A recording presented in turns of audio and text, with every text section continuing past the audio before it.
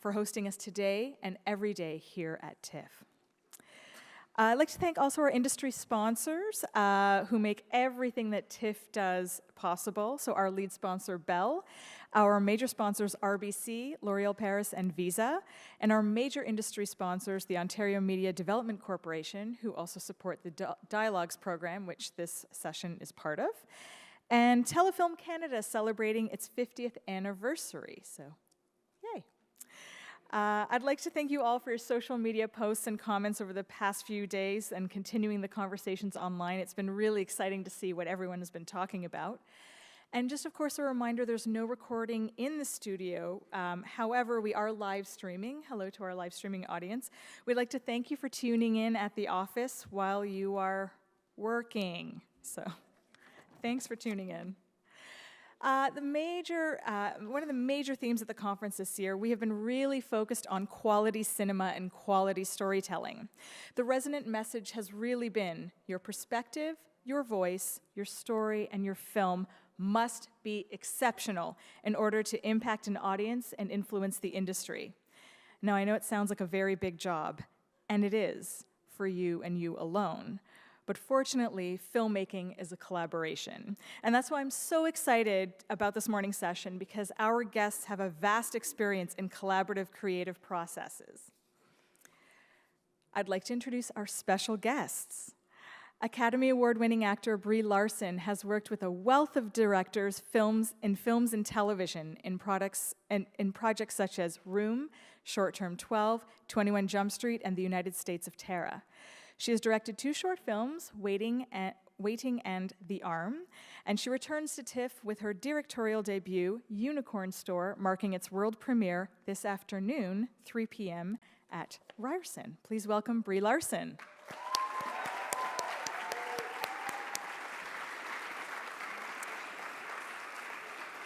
Lynette Howell Taylor, producer of Unicorn Store, has 27 titles under her belt in fiction and documentary in film and television, including Half Nelson, Blue Valentine, Big Eyes, 3 for 30, and The Accountant. I mean, I can't go through all 27 films, but so many great things. She's recently founded 51 Entertainment, a platform-agnostic, filmmaker-driven production company that promotes equality, diversity, and inclusion. This includes in hiring practices across all areas of film and television, both in front and behind the camera. It's excellent. We're really excited. Please welcome Lynette Howell Taylor.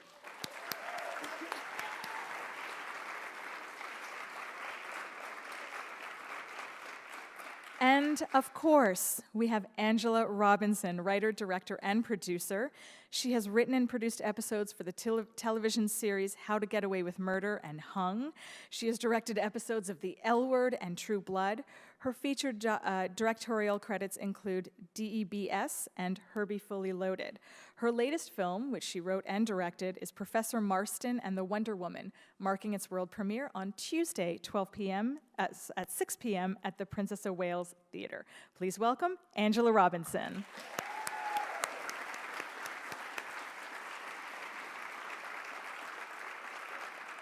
And the chair of today's session is Carrie Craddock, the festival's director of programming, also our resident fabulous woman. So please welcome Carrie Craddock and take it away.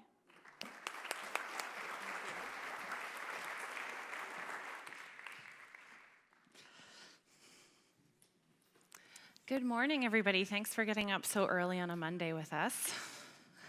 Oh, thank you. So I'd like to start this off just by asking each of you a little bit more about the projects that you're here with. Angela, you're here with Professor Marston and the Wonder Woman, as we know, which you both wrote and directed. I'm wondering if you can talk a little bit about what it's like to wear 2 different hats on a project, both in the development and production process. 2 different hats. Actually, now I've kind of worn every hat, many hats.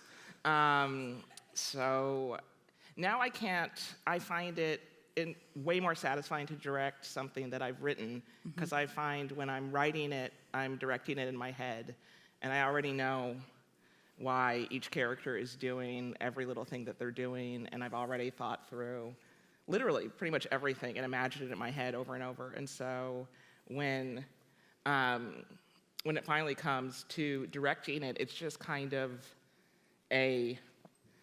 like a matching in my head, and it'll either be, do you know what I mean? Like, and I look for like, if the spirit of why I wrote it in the first place is happening on screen. And sometimes other things happen, or more interesting things or something, but I kind of use it as my North Star when directing. So I really vastly prefer doing both.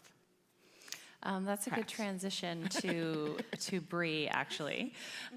So you're here with Unicorn Store, which you directed and starred in, but you didn't write. You worked with Samantha McIntyre, but you did write your 2 short films that you also directed. Can you talk a little bit about what the experience was like with Unicorn Store and how it differed for you? Well, I had auditioned for Unicorn Store about like 5 years ago, and I didn't get it. So, which I know people are like, they're like, I didn't get almost 100% of the jobs I auditioned for, so it's like not that big of a deal. But I had been thinking about it so much. I mean, it was one of those projects that it always baffled me that I didn't make it. It just felt like I was supposed to. So when it came back around, I saw the script, and it was like my old friend was there, but anytime I've ever read a script, I realized I was always directing it in my head. I was always seeing how the film was going to look and feeling it. And sometimes the film that ended up being made wasn't the film that I had in my head because I'm not the director. So this was a chance for me to really try and shape it around. It's a very character-driven story anyway. So from that point of view, it was about the things that I love most are like the hero's journey is just such a simple thing, and I think it applies to so many different things. And I thought, what a great way to do that, using that the force or whatever, these amazing words that we use when talking about the hero's journey, but with a unicorn, was just perfect. So then in talking with Samantha about it, she was really open to my ideas and discussing how we could sort of shape this to better suit that type of journey. And the main thing was, and I'm sure this probably drove her crazy at first, was pulling back on some of the jokes.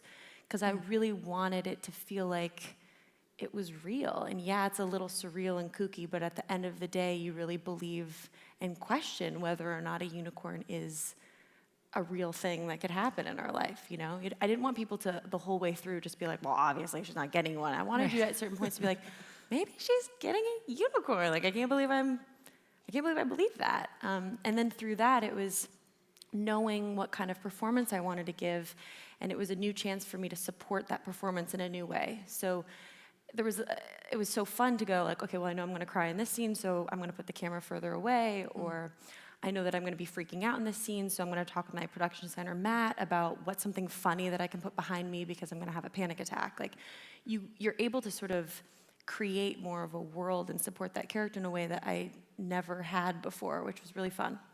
Well, I think you really do shine through in the film and your vision, so kudos. Thank you.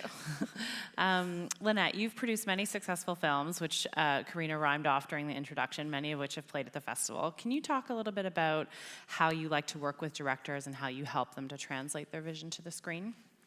My favorite part of the job is the producer-director collaboration, and this project was a little unusual for me because I didn't generate it. It wasn't my original script. Brie actually brought me into the movie, and so we met, and so I was coming on board to something that Brie had already spent a lot of time working on and thinking. And Brie's also a producer on the movie, so I was wearing many hats on this film, and three hats.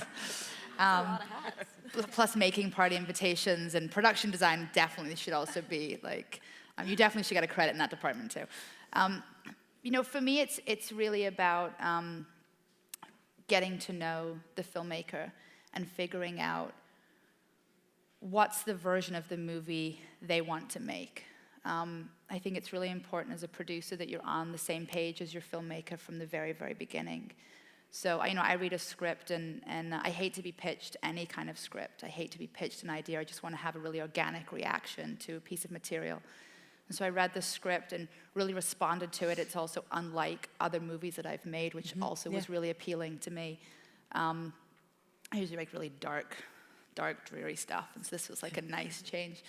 And then I met Brie, and it's just about asking questions. You know, the first thing is about asking questions, really listening to the answers, really listening to the vision that Brie had for the movie and what she wanted to do, and then helping her execute that and figure out how to achieve all the things that she wanted to achieve and be there as a support. Every director is different. Every director needs something a little different. But my job essentially is the same. It's about enabling, and it's about supporting and developing a level of trust where you can also voice your own creative opinion and know that it's received and processed, but that doesn't necessarily mean that Brie's gonna take my thoughts if it doesn't fit in with the vision, but there's a trust there that I can have a free voice and talk about what I think is working and not working. And we definitely got to that place very quickly and developed a trust. And so, yeah, I think those are kind of the foundations for my collaboration with any director. Yeah, it was important on this too because I was on both sides. Right. My reason for bringing her on was like, I need a second person. I need somebody that I trust that's looking at the monitor at all times, that knows the movie I'm trying to make. And when we're running out of time and I just throw 3 takes at the wall, that we don't have time for me to go back and look at them. That I could look at her and she's like, you got it, and I trust it. You know, I can sleep knowing that she said I got it, you know. Angela and Brie, you've both directed short films before moving on to television, Angela in your case, and features in your case. Brie, I'm wondering if you could talk a little bit about how those experiences prepared you for working in the different, television and feature-length mediums. I made a bunch of short films, which I think is kind of necessary, although it's a totally different art form. I always thought it was kind of a bummer that was your preparation for features, because it's not really a preparation for features. It just has no real correlation, except that you make it with the same stuff. Do you know what I mean? I think what makes a good short doesn't, technically, I guess it is. But I really specifically made a short film that I adapted into my first feature. And I went on this, it was kind of like I got to do a mini version of it, and it went to Sundance, and then the next year, then we made it, and then the feature went to Sundance. So it was, I think, the whole, not only just the experience of making the short and talking with, figuring out how to put your vision on the screen and all that entails, but also the whole, I feel like the festivals play a great part in that kind of developing a relationship with the festivals, and that the whole process is kind of an extended experience. And I feel like looking back, the experience of not just making the short, but having it go all the way through the festival a couple of times really prepared me for, Hollywood. Oh, wait, is it my turn? Sure, yeah. I just said it that way to make Brie laugh. What was the question? I think talking about the transition from shorts to features and how that prepared you, I think generally we have a lot of emerging filmmakers in this audience, so I think they're appreciating your words of wisdom. Okay. I think you're right, though. It's just a very different thing. Right? It's just they're do a short to feature, but I was just what works is just, the same things don't work. It doesn't, and both of my shorts, well, the first one that I didn't make it so that anybody would see it. I just made it to make it. I had never seen a short film before. I had never been to a film festival before. I just made it with my 2 best friends, and we did everything. We didn't know, we had both been on sets enough to know that there were call sheets, but we didn't know how to make them, so we just hand wrote them out.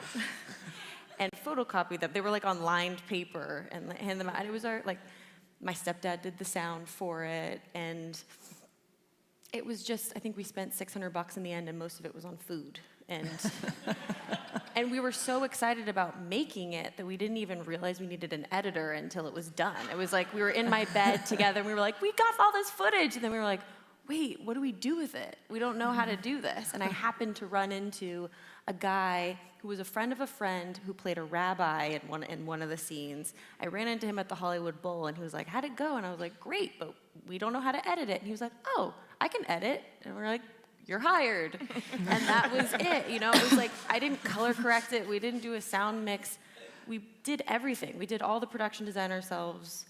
we did all the hair and makeup ourselves. Luckily, there was 3 of us because we were able to sort of put it all together that way. But I think what helped was that I did every part of the process. Right. And then it was this miraculous thing where when I did my second short, I had people that were heads of departments, and I didn't have to be the one to place the books. I just told them where I wanted the books to go.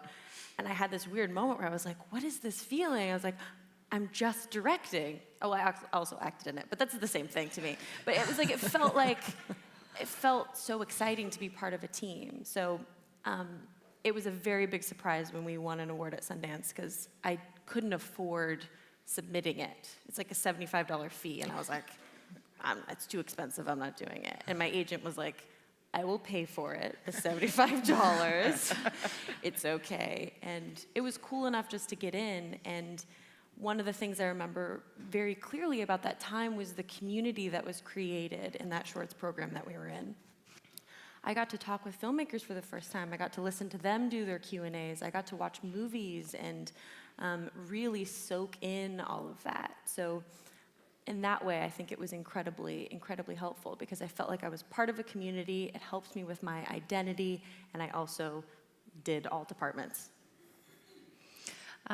Wondering if we can talk a little bit about the work on television and how it differs, particularly because in that case, the producer might be more of the constant for the cast than the directors who are coming in and out for different episodes. I'm sure, Angela, you might have experienced this in working on the shows that you've worked on. Maybe each of you could talk a little bit about how your experiences in TV have differed. I love television.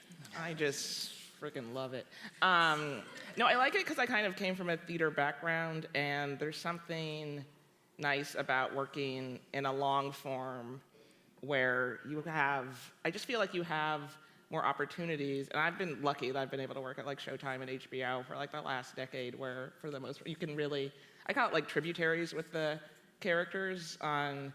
In movies, it's like a one-night stand. Do you know what I mean? Like everybody's just super hardcore, and because you got like that one location at that one day and these actors for a certain amount of time, and everybody is really jacked up. But also in just the storytelling, it's usually the one story, and it's like the main thing. So I really feel like I try to approach it for what stories are right for what medium. I don't really feel like there's a difference in mediums anymore. I feel like it's just, what do you want to say, and what is the more appropriate format? Is it just like the most important thing that happened in these people's life and they change and then it's done? Or is it ongoing? They call it legs in television. But where the story goes. And I've been lucky to be, like I was the producing director on the L Word, and that was the best process, because it was like you could write the episodes, and then you'd go onto set, and then you'd direct for, I'd do like one out of every 3 or 4 or something, and then you'd go into the editing room, and I liked the whole process, and that it was working with like a troupe of actors, and that you could explore with them, and I really like collaborating with actors so that you can kind of do it. But the experience of directing television, there's either you're like on the show as a producing director, or you're coming in to direct different episodes. And that is a totally different art form too. It's like all these distinct things. It's very, I haven't actually done much directing on shows that I'm not also writing on. But that's what I call, it's such a fine skill. It's like double Dutch. It's like there's this machine Right. that's going. Do you know what I mean? Like, and everybody's got the rope. Do you know? Like, and then the director has to kind of, and they're all arcing their characters, and they're all arcing their things. And so to be a great television director, you have to come in and like jump in the, like, and you can't like stop the rope. Like you're like you jump in and like you don't get the rhythm, and then everybody's like, like they have to get the rope and straighten it out and be like, okay, let's, and they start doing it again, and you have to like jump in. So that's like a combo, because you have to use all of your art, but you have to figure out like how to not mess up the rope at the same time. And you have to kind of bring a different it's almost like being the best dinner party guest in the world. You know what I mean? Like you have to like just come and like invite everybody and all these people, and then, but put in your vision in collaboration with a bunch of people, I think is the distinction. And then a movie's just like your thing, and everybody, you make all the decisions, and you know. It's very fluid. I feel like television's very fluid, which is what's exciting about it. I mean, for me, as a non-writing exec producer on stuff that I'm developing, I actually perform a very similar function to features. The stuff that I'm doing is often either filmmaker driven. There's a filmmaker behind it that's developing it. So it's, you know, it fits more into kind of the True Detective model. Right. You know, it's sort of like one filmmaker, one vision, writer director that's like writing and directing or supervising, and then I perform a very similar role in terms of development. And it's really about just the narrative just takes place over more hours. And in the same way, when I look at a project now, it's because there's so much amazing opportunity in television, it's really about, does this story belong in a 2-hour format, or do these characters deserve more time? Because you can be expansive and you can be cinematic on television now in a way that you couldn't before. So it really becomes for me about like how much real estate can this story hold, and that's how whenever I get any new projects now or talk to filmmakers about where should this live, it really becomes about characters and story and how much time should we dedicate to telling this narrative. I would have to add that I made the move to television because I'm very committed to strong female protagonists, and I really wanted to have complicated women on screen, and I kind of had my first, burst of Hollywood, and then I pitched a lot of, like I sold a bunch of projects, but then I realized, oh, they're never gonna make them. Like I knew they said they were gonna make them, and I think even wanted to, they just weren't gonna, I finally realized, like pull the trigger to spend that much money on female leads. So, and then I saw over in television, there were tons of complicated, incredible female characters and parts, and that was happening over here. So I kind of went over there, because I was like, oh, I can actually they're gonna do it, and I can actually explore this. And, I still think that's true today. I mean, maybe it's moving a little bit. Like this much. This much. They're oh my God, Wonder Woman's a huge worldwide hit. That's crazy. I think both of your films, though, like help to move that forward because they do feature such strong female protagonists. And Brie, one of the things that struck me most about Unicorn Store was that, so it's, for those of you, most of you, I'm assuming, haven't seen it. Hopefully, yeah, no. That's really scary. That, we often see sort of coming of age or sort of existential identity crisis films about men of all ages, but we rarely see them about women, and especially younger women. And I think that really resonated with me personally, and also the team of people that I saw it with had such a strong reaction from that perspective. And it was interesting to hear you talk about how that story had stayed with you after first reading the script. And I'm wondering if you can just elaborate a little bit about, what it means for you to be featuring strong female protagonists, and what this particular story sort of meant for you. Totally. So we're in this amazing period of time right now where I feel like we've got a lot of women that are doing incredible work, and a lot of it is very strong. And it's something that I still think it's within complexity. Like Wonder Woman's such a great example of that, is it's a different kind of strength. It's not the same strength that I've seen in male superhero movies. It's utilizing what's uniquely hers. And I found that I was doing the same with my own work, that it was all about like my strength and how hardcore I was. And then I started thinking about it going like, well, strength doesn't always look like that. Strength is vulnerability, and strength can come from innocence, and strength can come from the childlike nature where you just go like, no, I'm not gonna do it like that. I'm gonna do it my own way. That's strength. But it doesn't have to come from this like, and I have muscles and I'm kicking butt. It can, and I love watching that, but I wasn't seeing this other portrayal of strength. And film is such an elegant art form, I think, and it's so all-encompassing, and it's precious. And so because of that, most of the things that I've seen are based on this very mature outlook on things, because if you think about the tradition of filmmaking being expensive, right. It was like, when you're old enough, then we'll let you have the film and you can make a movie. But it's not like that right now. And so the idea that we have digital media and we can move forward with that doesn't mean we have to do away with film. That's not my crusade. I just want to encourage young people to tell their story, because we have so many conversations about representation and how hard it is to get everybody up on screen. And we have the ability to do it. So part of it for me was just telling a story that felt like it was mine when I was growing up, and one that I wished was available to me. That I could see a girl who, in her own sweet, innocent way, is saying no to the system, but it's not some big, barking at people and marching down the street. It's subtler than that. And so to have something that's very feminine, innocent, and youthful is kind of radical, because people find that repulsive. It's true.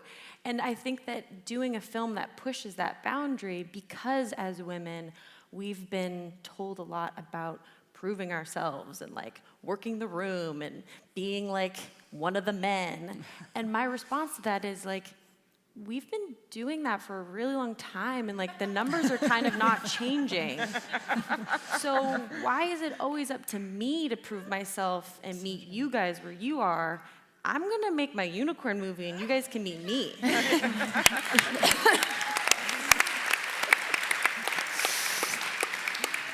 We definitely need more unicorns and sparkles, so thank you for bringing those out today. Angela, you've been very open about, using film as a way to insert female-driven and gay-driven stories into the mainstream media, and Professor Marston and the Wonder Woman does both of those things. Can you talk a little bit about why this project was such an inspiration to you, and just a little bit more about kind of that approach to your filmmaking? I've always been a Wonder Woman fan, since I was a kid, and she was the only girl. Do you know what I mean? It was her and Charlie's Angels. It was Kate and Wonder Woman. Sabrina? Okay, sorry. Dating myself. And I became, it's funny, it kind of arose out of a distinctly Hollywood conversation where I'd heard the story about, I got a wrap gift, which was this beautiful Wonder Woman coffee table book, and I read the story of the Marstons, and I couldn't believe it. I literally, my brain exploded, and I was like, what? They invented the lie detector, and what? They lived in this, unconventional relationship at the time, and so, anyways. And then around the same time, I was having lunch with a friend of mine who was writing one of the many, many drafts. Wonder Woman has been in development for I don't even know how long, so long that this was 8 years ago. And she was talking about why is it so hard? Superman has had multiple franchises, and they just rebooted it over and over and over again. And Batman, I mean, how many times do we have to see his parents killed in the alley? And, you know what I mean? It's just over and over. Then the TV, and the parents are killed in the alley, and vengeance. And and I was Wonder Woman's top 3 go anywhere in the world. Say, who are the biggest superheroes? Superman, Batman, Wonder Woman. Why has she never appeared on film in 75 years? And the answer was just misogyny. There's no other answer. Do you know? It can't there's literally no other answer. Do you know? It was just very clear. And then I started telling my friend, I was Wonder Woman was created to be something very different. Their creators, he was a psychologist, and it's a really long story. Go see the movie. Take up your time. It's pretty great. But he did these psychological studies where he thought that men were inherently violent and women were inherently loving, and women should rule the world. So he created Wonder Woman to be psychological propaganda literally to teach a generation of like men and boys to be love and respect powerful women. And like, so she was like this little kind of Trojan horse that went into pop culture because he thought that could make the most difference. And I didn't even figure this out till like literally this week. I was like, oh, that's what I've always been trying to do too, is to kind of, I've always like gone to the belly of the beast and made what I think are really accessible films, but that are really subversive to me. Do you like, and I think they are subversive in and of themselves, but the idea is to move hearts and minds by kind of making something really accessible and creative, and that's what I've kind of tried to do with all of my work, is kind of put all of my stuff in these little pods that go and infiltrate the system. Yeah. Tomorrow night after the screening, we're going to have a little. People's heads might explode. I don't know. Lynette, Karina in her introduction mentioned your production company 51 Entertainment, and I understand that 51 references the fact that in the U.S. the majority of the population is still women. Right on. Did you see that Gina Davis thing? Oh. Sorry, I just have to say, there's this crazy Gina Davis study. She has this institute, and they said, like, they asked people, they put like all the extras, and only like a third of the extras in all the scenes are women. Do you know what I mean? So we've grown up thinking that the world is 2/3 men and 1/3 women. Like, just from like the whole thing, like that was just the standard thing to do. So everything you've seen your entire life has not been representative of the world. I'm sorry, continue. Like,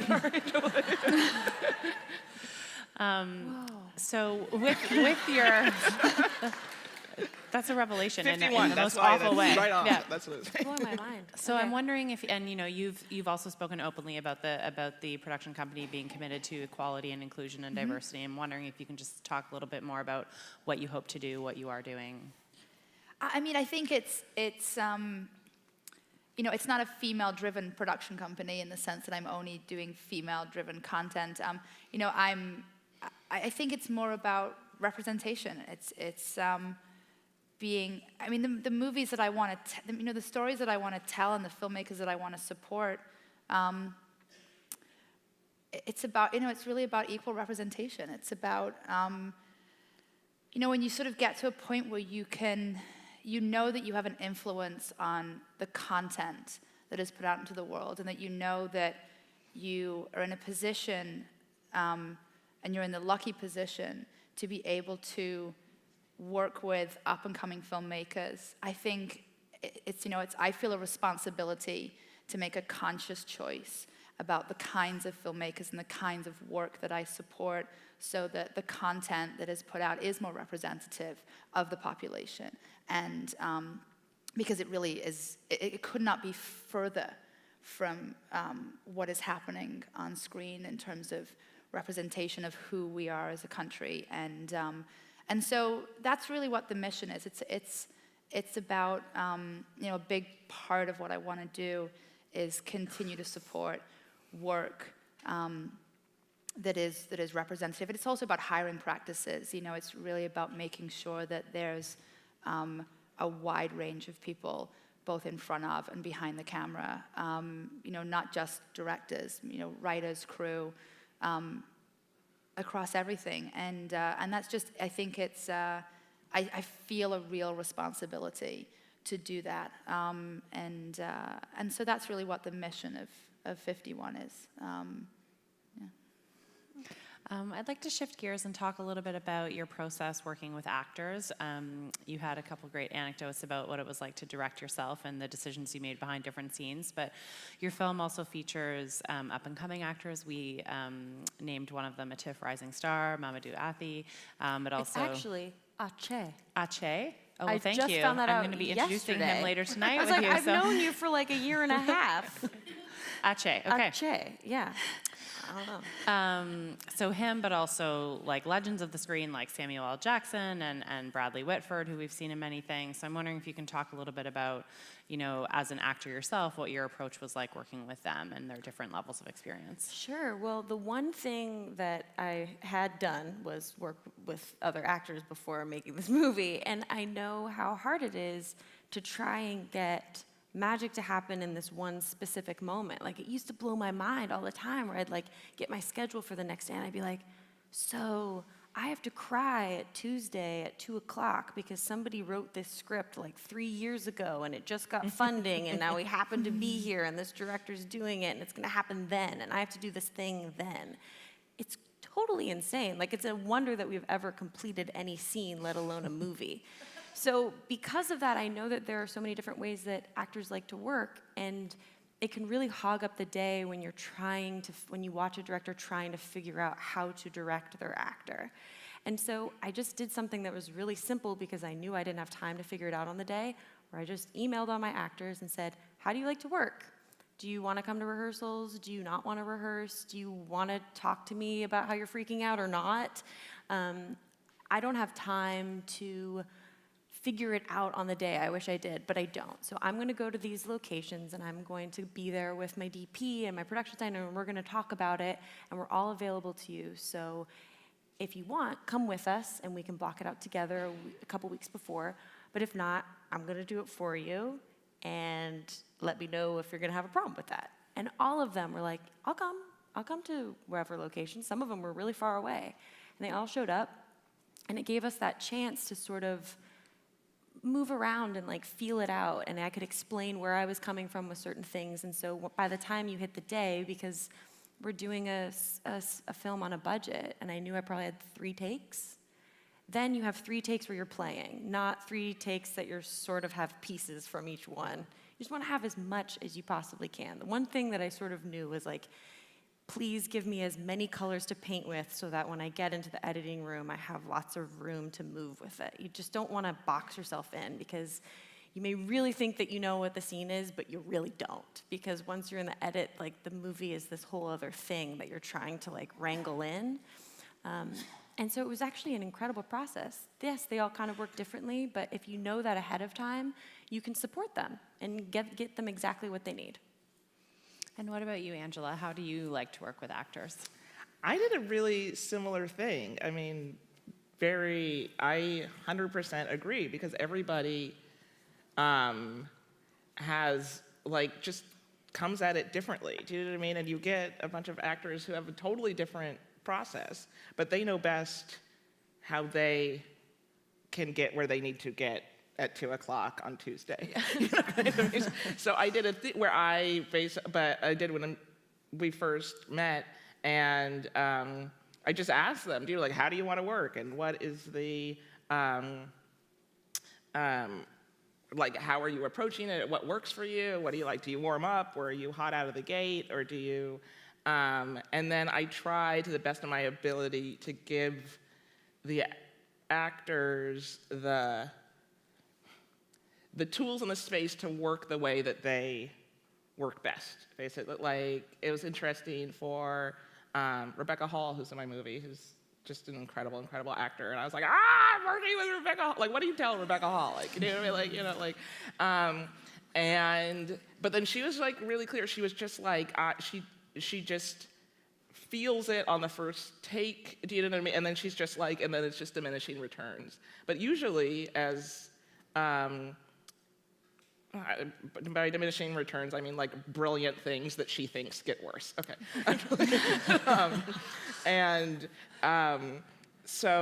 But usually you shoot like a master first, and then you kind of go into a 2-shot, and then you start doing coverage, and it's whose coverage is first. And sometimes as a director, it's like, there's all this stuff about coverage, like if the person's, do you like a bigger star, and do you do their coverage first? There's all this sort of bullshit around the whole thing. But I was like, how do you, and it was and also like, whose scene is it too? Do you know what I mean? Like, who has the most work to do? Like, this is their moment that takes an incredible amount of intensity.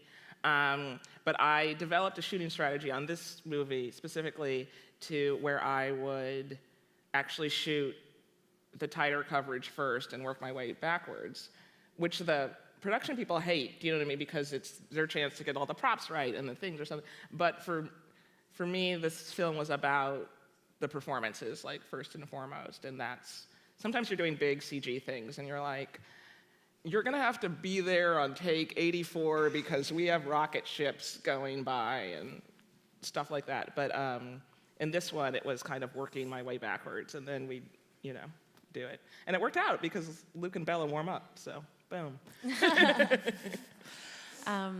So in recent years, we've seen films like Moonlight and Birdman go on to, great critical acclaim and award success. And I think, these are both, this original and daring filmmaking happening here, and, very classically made films maybe not having the same type of success that we're used to. And I'm wondering, maybe we can start with you, Lynette, about where you each see sort of like the future of filmmaking going. And I know, you're all working on different platforms, but sort of, do you think that these types of films, and like yours on stage as well, will continue to see sort of this like critical and audience success? That's a big question. I'm an eternal optimist, so I sort of want to just say unequivocally yes, but I also feel like it's just nowhere near that simple. It's going to continue to take.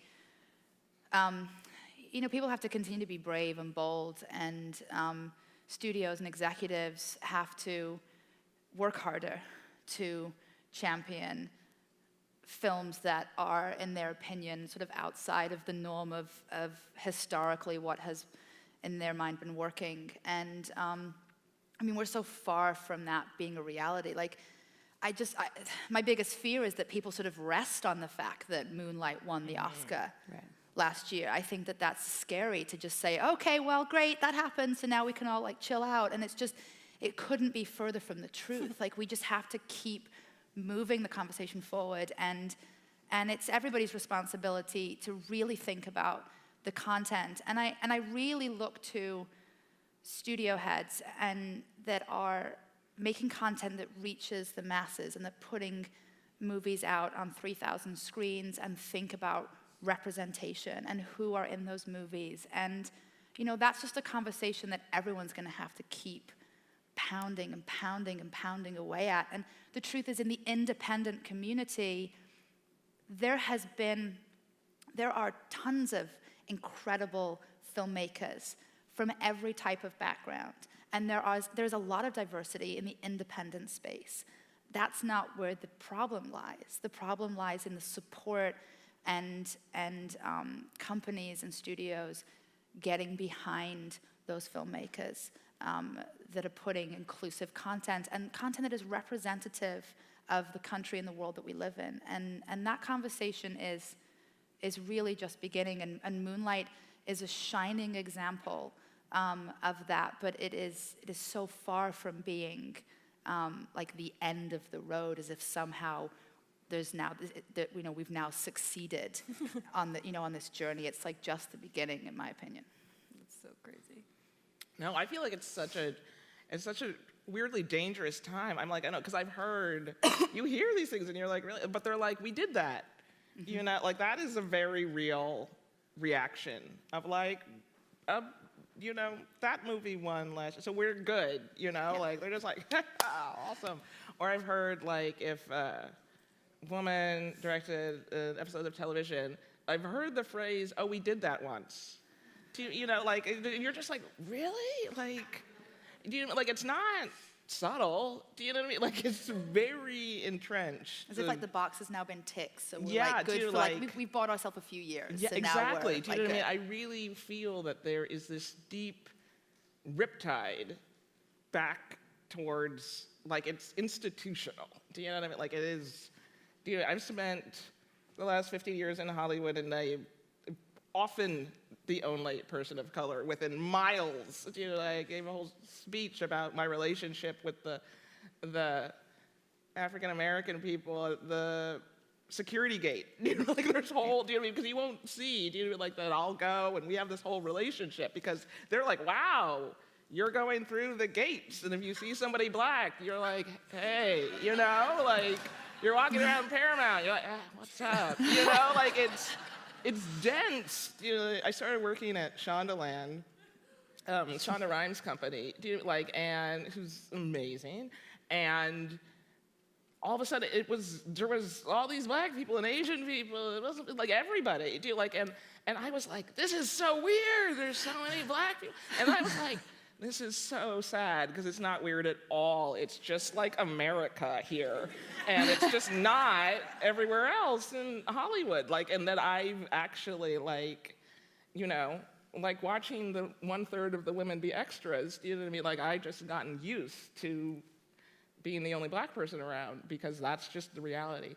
But she was really making this very active difference everywhere in her work, and had accumulated enough power and money for people, frankly, in order to move the dial. Do you know what I mean? So we have to keep pressing. But I do feel like we're in this, there's something happening which is this weird, I don't know if it's good or bad, but kind of convergence of Twitter, social media, shame culture, and Hollywood, where when that thing happened, I don't know which airline, where do you know what I mean? It was #delete Uber or something. Do you know, there was these things, and now there really is this kind of corporate fear of you guys, you know, which you should use to see representation that you want on screen, because it's having an effect. And I feel like for the first time ever, just a little bit of give.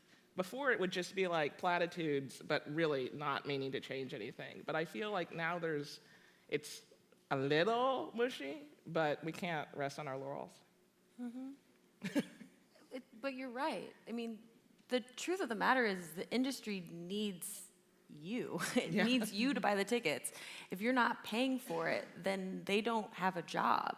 So as long as we keep having content that's available that then people are willing to go see, it's going to change, and they have to listen and have to pay attention to that. And, you know, I think we're also in this great period of time. It's about, for me, just having content that's available to people.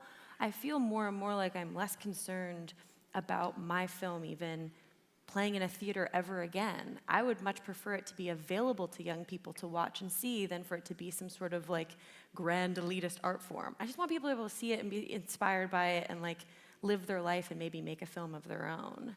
So you look at all of these new mediums, whether that's Amazon or that's Netflix, and they have such a large viewership that you can make so many different things, and they're opening doors for new types of films. They were explaining certain things to me. I was like, oh, this is so great. I've never heard of that. I've never seen that. This is the world that I live in that I'm going to see on screen.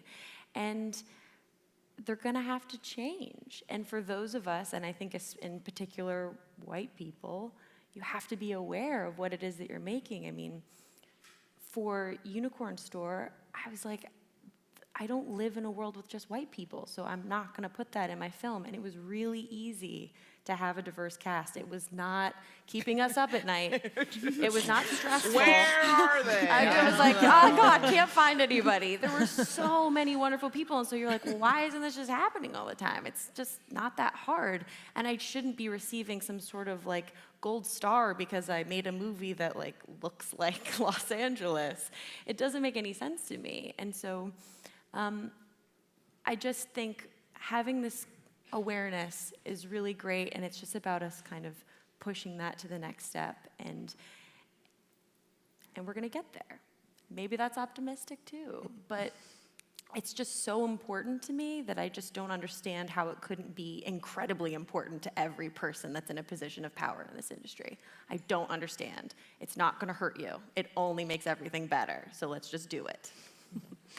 Very good note to end on. We now have some time for some questions from the audience, and there are microphones if you feel the need to be projected, and we're going to go from one side to the other. Okay, the hands are already up on the aisle here with the glasses on your head. Hi, it's Karen King. It's really great to hear you say that you're all for the casting, diverse casting. I'm also wondering how you did with diverse crewing, because behind the scenes is really where it makes the biggest difference. It's a really good question. So we did have some diversity on our crew. There wasn't a ton that was available. I will say it's similar to when I go to the Magic Castle. It's just a lot of white dudes. And it's something that I thought about a lot, and it's something that I've been thinking about maybe creating some sort of schooling, because in times when I talked with like my assistant, my editor's assistant, and she was like, I went to college for this, but it didn't prepare me for this actual job. And so I'm wondering if there's a way that we could create a sort of mentorship, or a way that we could bring more people in, because in those roles, I didn't have a ton that was available, and I was consciously aware of it. It could have just been the period of time. It could have just been that we were a smaller movie. I don't know. We had a few, but you're right, there wasn't enough. Yeah, we definitely, I definitely feel We like. had a lot of women. Yeah, we had a lot of women. But I feel the same way. I mean, I'm looking to crew up for a movie in the spring, and feeling very, very conscious about making sure that I seek out where that talent lies, because I know that that talent exists. It just may not be in the places I've always looked. And I think that that's something that's, I think that's something that we all have to be aware of. I mean, I do a lot of work with the Academy, and you know, one of the conversations this year in terms of membership has been about where we look for that talent, because there are people of color doing incredible work. It's just not necessarily in the places where white people have traditionally found it. That doesn't mean the work is not excellent, and the work is not deserving of recognition, and that those individuals are not deserving of membership into the Academy. And I feel like in the same way, there is work being created everywhere, and we all need to continue to do a better job of finding and seeking out that talent, if it's, especially because it just may not exist in the systems that have been created and set up, you know, in sort of in the Hollywood world that we've been working in. And so I think it's incredibly important to have diversity behind the camera.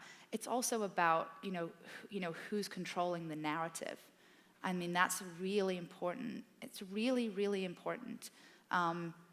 You know, when you're telling stories, I think who the filmmakers are, whose point of view it is crucial and essential. And so that's why, you know, and that's also part of being aware and supporting every type of filmmaker. And so it's a great question.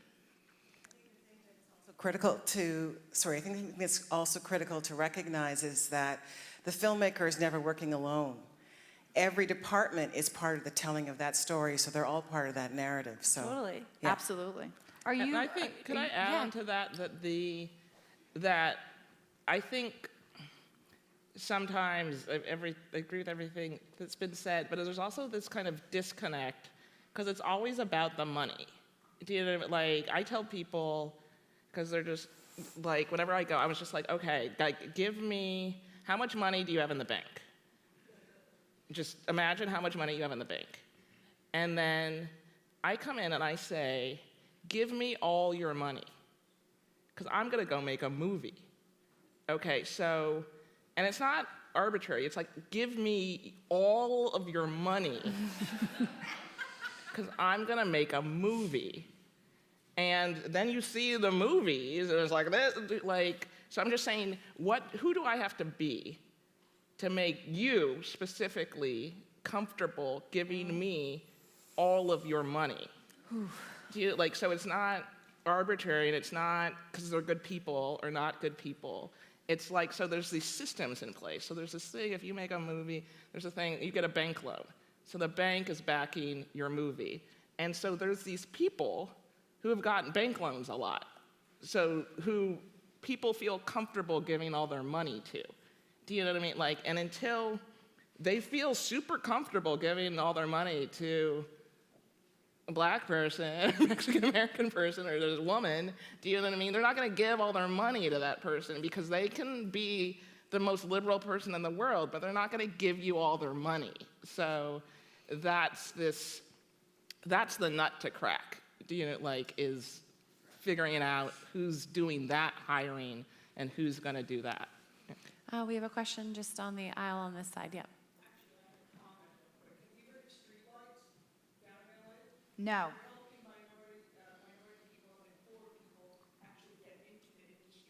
Really? It's called streetlights? I've been in LA for about 15 years. Hey, thanks for that. Shonda Land also has a program. They can put you in touch with people. Okay, I love that. Because I think that is the disconnect. Is Yeah. like everyone needs a way in. The industry's like really tight knit, and it's finding ways to like pull more people up. Well, and I also fully admit, like, I know that there are incredibly talented people out there. There's been and I think it's like also my responsibility to admit that I've not been looking hard enough until recently, and that now you need to, because it's like, of course Shondaland has amazing crew and has programs, and so I think it's also the responsibility of any filmmaker to seek out and make sure that we're all doing our part to continue the inclusiveness. Somebody already has a mic. Yes, in the pink. Hi, ladies. I just have a question about, because I myself, we talk about diversity a lot, and there's a lot of women like me who come from a very different background from what we see in the industry and have stories they want to tell. So I just would like to know, like, if you could tell yourself, your younger self, than when you were just starting in the industry, that how would you start up if you want to tell your story? So in other words, like, what would your advice be to women like me? Like practical advice, or like I can do this advice? I mean, both. Yeah, both, I guess, because, I mean, I don't have any experience in filmmaking at all. Like you said, you just did everything yourself. So when I started make the short videos or whatever, it's like you do everything. So if you want to make like a actual film, like what would be some of the things that start with? Okay, so do you have an iPhone? I do. Okay, you're a filmmaker. That's it. So you have pretty much everything that you could ever want on that phone. You've got iMovie. I think there's even like temp score stuff in there. There's also websites where you can just get, like for The Arm, we got all free music that like were royalty-free songs. It was our friends that were in the movie. It was like my sister and like someone's aunt, and like a friend of a friend was in it. So the best thing that you can do is watch movies that you love, but don't watch too many of them, because try and figure out what it is that's uniquely you. I think maybe the very, very first step is to just say that it's okay. Whatever it is you want to say, it's okay to say it. That's the hardest part. I kept having that. I still have it. The movie's premiering today, and I keep going like, is it okay that like I like unicorns? Like, is that going to be all right in this world? I don't know, and you just don't know. But get your friends together. It's super fun making something. It's it. Shoot it wide, shoot it close up. As you start doing it, then you start learning how it all goes together, and having a good understanding of all those departments like that is great and super empowering. So start there. If you got something that you like, show it to some people, screen it for some friends, get some notes. There's tons of film festivals, you know, there's of every range. So just do it. That's it. Just do it. Do you have anything to add to that? I teach sometimes, and I do two things. One, just forget the notion of talent. It doesn't exist. It's a useless term. It has no really practical meaning. It's literally just designed to fuck you up. Like, it's just, it was created, like, it's just, there's no, like, it has nothing to do with anything, honestly. Do you know what I mean? Like, so I've seen more people get screwed up because of this notion. And I think, like, this auteur thing is just bullshit. Do you know what I mean? Because I was just like, oh my God, they're brilliant. Because if there's like all these white dudes in Hollywood, and then they came up with this idea of the auteur. And so every year they get to be like, there's just one, they're just so talented, they're just so brilliant. We decide, do you know what I mean? But then they can like leave everybody out, because like, I guess you're not good enough. I guess you're not an auteur. And I'm just like, oh my God, that's so smart. Because they want to keep their jobs. They don't want you. I start my class with like, they don't want you here. Like, just stop listening to all this stuff saying, like, they're gonna want you. They want their jobs. Like, they don't want you taking their jobs. So they've come up with all these things like talent or auteur, this is something, or reviews. It's all crap. Like, just dissolve it. And that's number one. The second is entitlement. Okay, I think a lot about entitlement. My film's a lot about entitlement. And it's the notion of, I not only deserve to say what I am saying, but you should help me say it. And you should give me a lot of money to say it. Like those three things. Not only like just I should say it, like that's hard enough. Like I think a lot of people should hear what I have to say about something. And then I'm gonna say it, and then I'm gonna ask, you should help me. I mean, you need a certain amount of entitlement and arrogance just to occupy that space. And that's just like the beginning. So I'm just saying, just take it, like take the space. Like, we need to hear from you. We need to hear, it's not working hearing from everybody else, the state of the world. Like, please, enter new ideas into the conversation. Well, we're so glad we got to hear from all of you today, so thank you so much for your time. Thank you all for coming.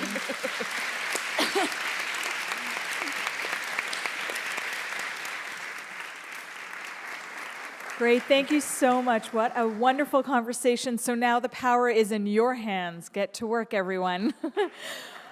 Yes. All right, we'll see you at 11 for our next session. Thank you so much.